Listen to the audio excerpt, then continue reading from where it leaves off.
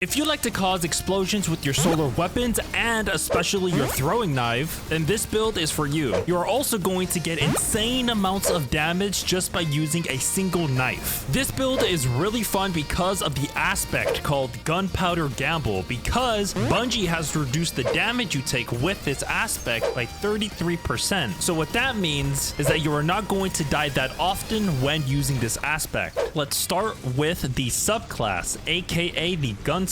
For the super ability, I'm going for Blade Barrage because of the base cooldown, which is 7 minutes and 35 seconds. On the class ability, I'm going for Gambler's Dodge because yes, we are doing a melee build, so whenever we dodge near an enemy, it would give us our melee ability back. For the solar melee, you have to put weighted throwing knife because of the exotic armor piece we're using for this build. For the solar grenade, I'm putting Healing Grenade because I want to survive even longer, and the base cooldown is 1 minute and 31 seconds. For the aspects, the first one you gotta put is Gunpowder Gamble, and here's what it does. Whenever you defeat targets with solar abilities, solar debuffs such as Scorch or Ignitions, or solar weapons, it will charge up an improved solar explosive. So there are going to be 6 charges in order for you to proc a Gunpowder Gamble. So whenever you activate Gunpowder Gamble, it would remove your solar grenade into Gunpowder Gamble. So all you would have to do is throw your grenade, and then as soon as it's in midair, you can shoot it with your weapons to cause an ignition. And also be cautious whenever you proc a Gunpowder Gamble. So let's just say you're in a tight situation and you want to activate your Healing Grenade, but instead you accidentally activated your Gunpowder Gamble. So be sure to keep an eye on your grenade on the bottom left of the screen. The second aspect is On Your Mark.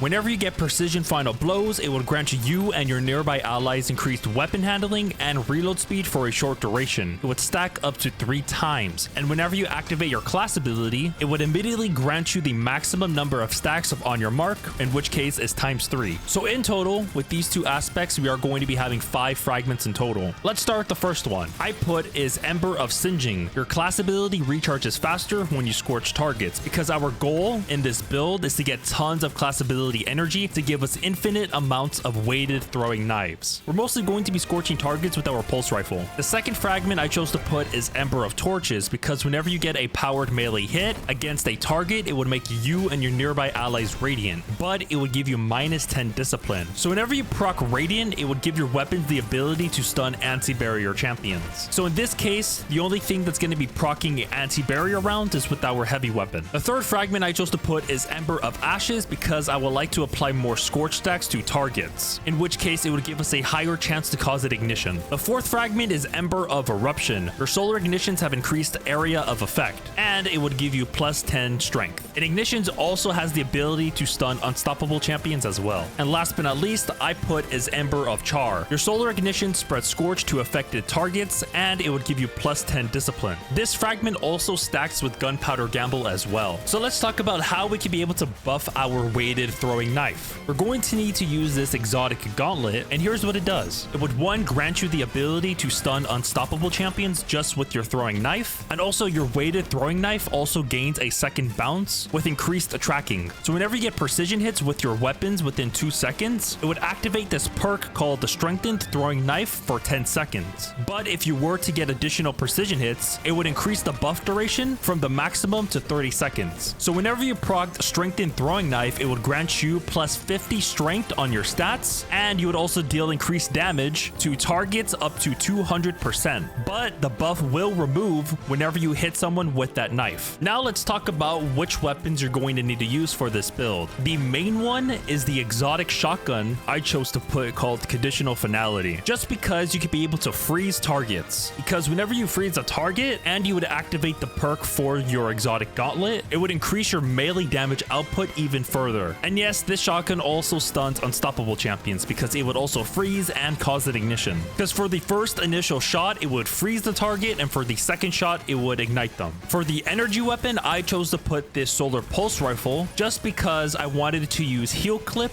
and here's what it does. Whenever you get a kill with this pulse rifle and you would reload your weapon afterwards, it would grant cure to you and your nearby allies. And the second perk is Incandescent. Defeating a target spreads Scorch to those nearby. And for the origin trait for the pulse rifle is called Crossing Over. This weapon has increased range and handling for the top half of the magazine, and that part is called the light buff. And while rounds from the bottom half of the magazine magazine deal increased damage. That is the dark buff that you would see on the left side of your screen. You can be able to get this pulse rifle in the prophecy dungeon. To be more specific, this weapon drops at the last encounter for that dungeon. But you don't really have to use this pulse rifle. You can use any other weapon you like, but I just wanted to change it up a bit. Now onto the power weapon. I chose to put this arc machine gun called Song of Ir Yut that you could be able to get this from the Crota's End raid. Here's all the perks that I was running for this LMG. The first perk is reconstruction. This weapon slowly reloads itself over time up to double capacity. So for the magazine size that I have is 70, so if you would double that, it would be 140. And for the second perk I chose to put is bait and switch. Deal damage with all equipped weapons within a short time to give this weapon a damage boost. I'll explain why. For the method for this build, if you do want to get radiant, you can either get it from your pulse rifle or your knife. So let's just say we get it from our pulse rifle. So we already are dealing damage to that target to give us that strengthened knife buff. Then afterwards, we're going to need to freeze the target with our conditional finality. Once we do that, we are going to toss our knife at that target and most likely kill him. Then afterwards, we're going to swap to our power weapon and wreak havoc within 10 seconds because bait and switch is procced.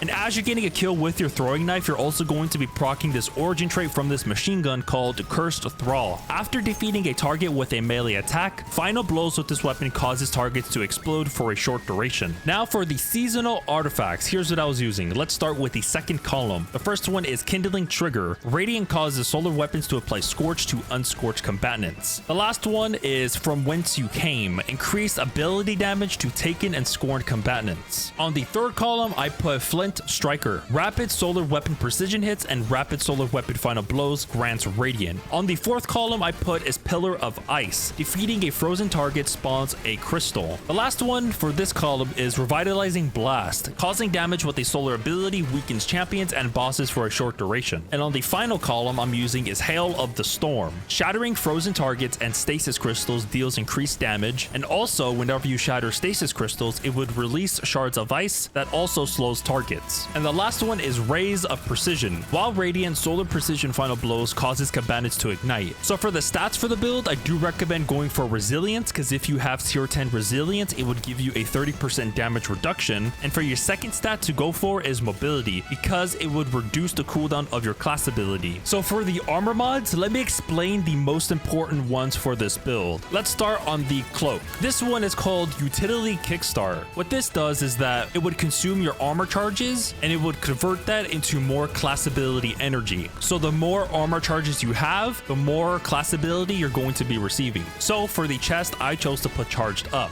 So instead of having 3 armor charges, it would now bump it up to 4. If you think this build is fun, the dim link will be in the description. If you guys found this video helpful, feel free to hit that like button and also subscribe. And I hope you guys have a good rest of your day, evening, or afternoon. Take care and peace. If you need help in Destiny 2, follow my live streams.